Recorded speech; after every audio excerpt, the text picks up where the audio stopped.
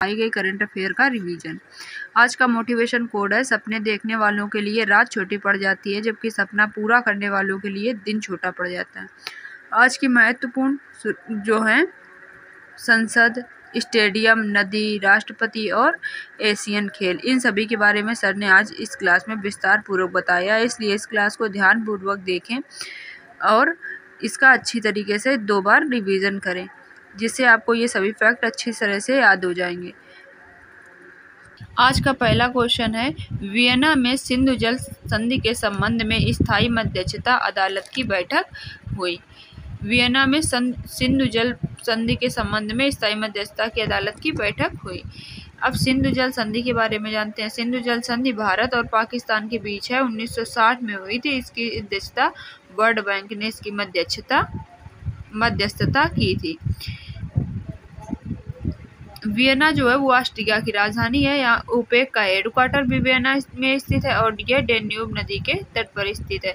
सिंधु, झेलम और चेनाब नदी, इसमें 80% पाकिस्तान को जल मिलता है और 20% इंडिया को।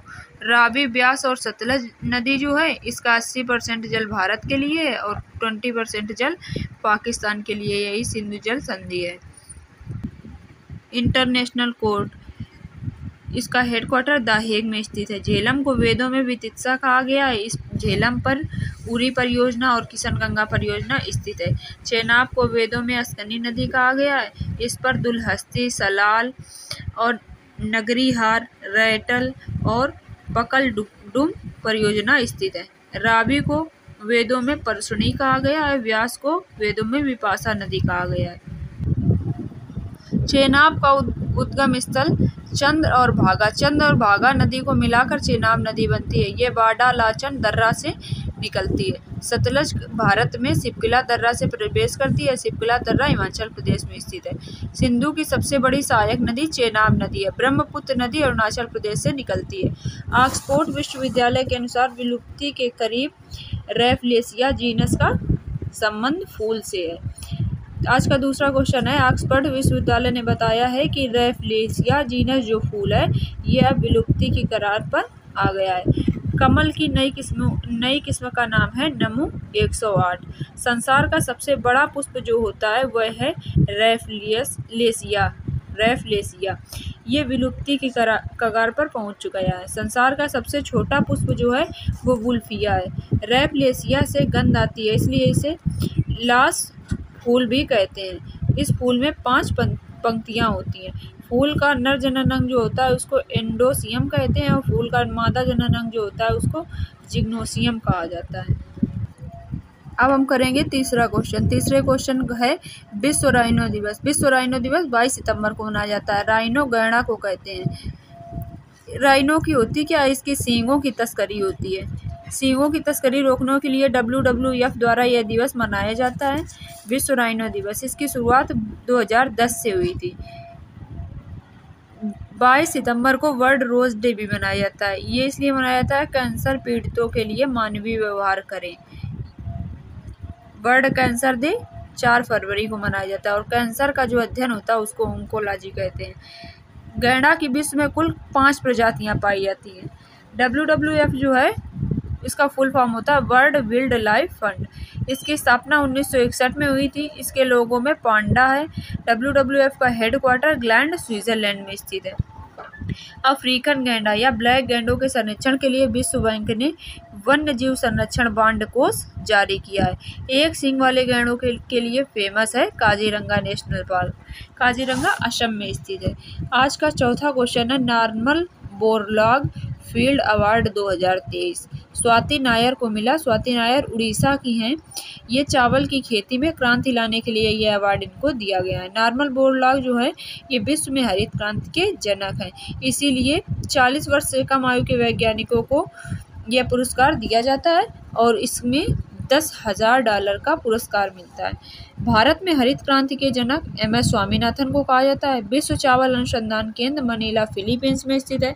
भारत में चावल अनुसंधान केंद्र जो है वो कटक, उड़ीसा में स्थित है। Raymond Magsaysay award doctor Ravi Kannan को मिला। डॉक्टर रवि कन्नड़ ऑन्कोलॉजिस्ट है। ऑन्कोलॉजिस्ट कैंसर के अध्ययन करने वाले डॉक्टर होते हैं। गेहूं की नई किस्म HD 3355 गेहूँ की नई किस्म जो है वो है HD 3385, माफ़ कीजिएगा शायद हमने 55 कह दिया, HD 3385।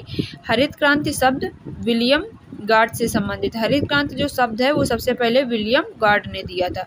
आज का 5वां क्वेश्चन है, मैक्सिको की संसद में 1000 साल पुराने एलियन शवों अर्थात गैर मानव शव को प्रस्तुत किया गया। इसका नमूना पैरों से मिला है। मैक्सिको की राजधानी लीमा है।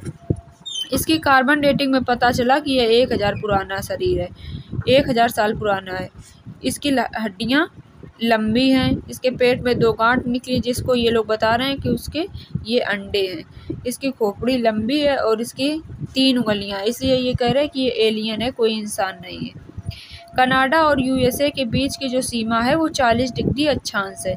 USA और मैक्सिको के बीच की सीमा रियो ग्रांडी नदी है। मैक्सिको और क्यूबा के बीच युकाटन जल संधि है। क्यूबा की राजधानी हवाना है। यहीं पर G77 और चीन का सम्मेलन हुआ था।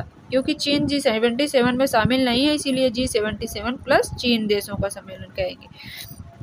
क्यूबा के एक बहुत फेमस शासक हुए थे जिसका नाम है फिडेल कास्त्रो। हमारी जो पुरानी संसद है उसका नया नाम कर दिया गया संविधान सदन। अब जो नई संसद बनी है इसका उद्घाटन 28 मई 2023 को वीर सावरकर जी की जयंती पर प्रधानमंत्री PM मोदी ने नई संसद का उद्घाटन किया था। संसद लोकसभा, राज्यसभा और राष्ट्रपति को मिलाकर बनती है। नई संसद में पहला बिल 128वां संविधान संशोधन बिल महिला आरक्षण पर संबंधित था। इसमें 30% सीटें महिलाओं के लिए आरक्षित की जाएंगी। जापान की संसद को डाइट कहते हैं। अगर आपको ये वीडियो पसंद आ रहा है तो प्लीज़ हमारे चैनल को लाइक, शेयर और सब्सक्राइब भी करें। इससे हमें मोटिवेशन मिलता है और ज़्यादा अच्छे वीडियो बनाने के लिए। यूपी वाराणसी में अंतर्राष्ट्रीय क्रिकेट स्टेडियम बनेगा। वाराणसी जो है वो PM का संसदीय क्षेत्र है। जो अंतर्राष्ट्रीय क्रिकेट स्टेडियम बनेगा उसमें महादेव की झलक होगी। इसका जो प्रवेश द्वार होगा वो डमरू की तरह होगा और इसकी जो फ्लड लाइट है वो त्रिशूल की तरह होगी। इसका शेप अर्धचंद्राकार और इसके घाट की तरह इसकी सीढ़ियाँ होंगी। इसकी जो सीढ़ियाँ होंगी वो घाट की तरह डिजाइन की गई है। अब हम पढ़ेंगे महत्वपूर्ण जो स्टेडियम है उनके बारे में। ईडन गार्डन स्टेडियम कलकत्ता में स्थित है। इकाना स्टेडियम लखनऊ में स्थित है। Green park stadium Kanpur. Narendra Modi stadium Ahmedabad में स्थित है। इसका पहले मोटेरा स्टेडियम बेनाम था। बिरसा मुंडा स्टेडियम राउरकेला उड़ीसा में स्थित है। राउरकेला स्टेडियम हॉकी का स्टेडियम है। भारत के सर्वश्रेष्ठ पर्यटन गांव किरीटेश्वरी मुर्शिदाबाद। पश्चिम बंगाल को भारत का सर्वश्रेष्ठ पर्यटन गांव का दर्जा मिला है। ये इसलिए फेमस हुआ क्योंकि यहाँ पे किरीटेश्वरी मंदिर है जो एक शक्तिपीठ है। भारत में 51 शक्ति देवी के जो शक्तिपीठ हैं वो कुल 51 है। बंगाल के इतिहास के बारे में हम कुछ जानते हैं। जो पुराना बंगाल था उसमें बिहार, उड़ीसा, पश्चिम बंगाल और बांग्लादेश सब मिलाकर शामिल थे। यह एक उपजाऊ भूमि थी, इसीलिए अंग्रेज चाहते थे कि इससे हमें ज़्यादा से ज़्यादा टैक्स मिल जाएगा। 1698 में गोविंदपुरी, सूतानाटी और कालीकत्ता को मिलाकर फोर्ट विलियम स्थापित किया गया। फोर्ट विलियम के पहले अध्यक्ष वो थे चार्ल्स आयर। पश्चिम बंगाल स्वतंत्रता प्राप्त के फाउंडर मुर्शीद कुली खान हैं। इन्होंने मुर्शिदाबाद की स्थापना की थी और बाद में इसे ही अपनी राजधानी बना लिया था। सिराजुद्दौला जो था उन्होंने 1757 में प्यासी का युद्ध किया था। प्यासी का जो युद्ध था उसमें सिराजुद्दौला जो है वो 1757 में प्यासी का युद्ध हुआ था। इसमें क्या हुआ था कि मीर जाफर ने सिराजुद्दौला के साथ विश्वासघात किया था, जिससे सिराजुद्दौला हार गया था। फिर मीर कासिम ने मुर्शिदाबाद से मुंगेर की राजधानी बनाया। 1764 में बक्सर का युद्ध हुआ था। इसमें हेक्टर मुनरो और सिराजुद्दौला, मीर कासिम और शाह इन तीनों ने मिलकर लड़ा था, जिसमें हेक्टर मुनरो जीत गया और ये तीनों लोग हार गए। फिर इसके बाद 1765 में इलाहाबाद की संधि हुई और बंगाल में डुअल सिस्टम प्रारंभ हो गया और यहाँ के पहले गवर्नर ग्लाइब बने। आज का 8वां क्वेश्चन है, प्रेमिला को उड़ीसा विधानसभा की पहली महिला अध्यक्ष बनाया गया है। ये 6 बार MLA रह चुकी हैं, बीजू जनता दल की हैं। और यहाँ के CM है नवीन पटनायक, उड़ीसा के CM है नवीन पटनायक। द्रौपदी मुर्मू उड़ीसा की मयूरभंज जिले से संबंधित है। द्रौपदी मुर्मू जी झारखंड की पहली महिला राज्यपाल थी। द्रौपदी मुर्मू भारत की राष्ट्रपति जब बनी है तो इन्होंने यशवंत सिन्हा जी को हराया है।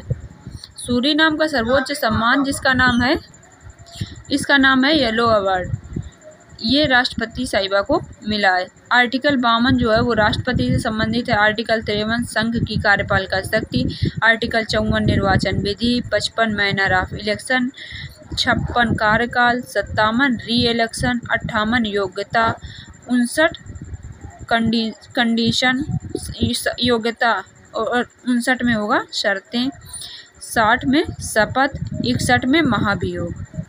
आज का नवे क्वेश्चन पे अगर आप आ गए हो तो इसका अर्थ है कि आपको ये वीडियो पसंद आ रहा है, तो प्लीज़ हमारे चैनल को लाइक शेयर और सब्सक्राइब करें। इसमें आपको कोई भी पैसा नहीं पड़ता, पर हमें बहुत अच्छा मोटिवेशन मिलता है।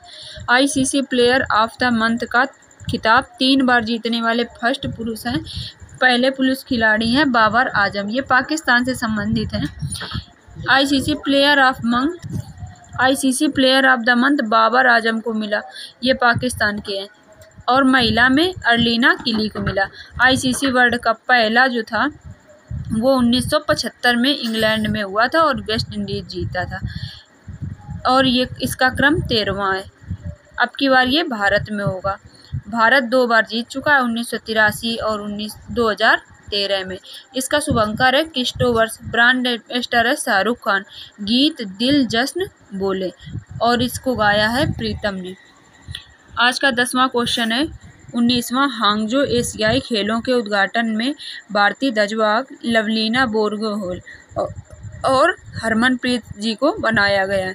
लवलीना बोरगोहेन बॉक्सिंग की खिलाड़ी हैं, इन्होंने टोक्यो में गोल्ड जीता था। हरमनप्रीत हॉकी के खिलाड़ी हैं, इन्होंने 41 साल बाद टोक्यो में ब्रॉन्ज मेडल जीता था। जो एशियाई खेल होंगे उसमें 40 खेल होंगे और कुल 61 प्रतियोगिताएं होंगी। 18वां एशियाई खेल जकार्ता में हुआ था, जिसमें भारत ने 70 पदक जीते थे। पहला एशियाई खेल भारत में 1982 में हुआ, 1951 में हुआ था। भारत में एक बार और 1982 में भी हो चुका है। भारत में 2 बार हुआ, 1951 में और 1982 में। पहली बार जो हुआ था वो 1951 में हुआ था। 2026 में जो ये होगा वो जापान में होगा। आज का 11वां प्रश्न है 18 से 24 सितंबर तक अंतर्राष्ट्रीय बधिर सप्ताह 2023 मनाया गया। सितंबर माह के अंतिम रविवार को अंतर्राष्ट्रीय बधिरों का दिवस मनाया जाता है।